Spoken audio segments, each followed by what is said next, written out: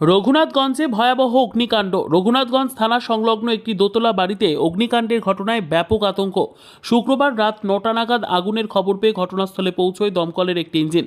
আগুন নিয়ন্ত্রণে নিয়ে আসার চেষ্টা করছেন দমকল কর্মীরা, যদিও আগুন লাগার সঠিক কারণ এখনও পর্যন্ত জানা যায়নি।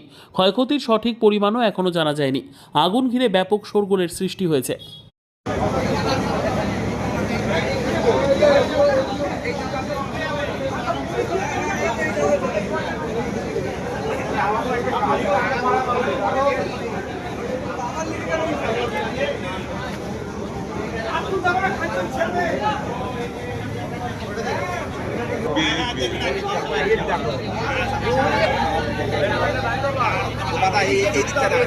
আবে ঘর না ভেঙে পড়ে যাই দিকে বাসতে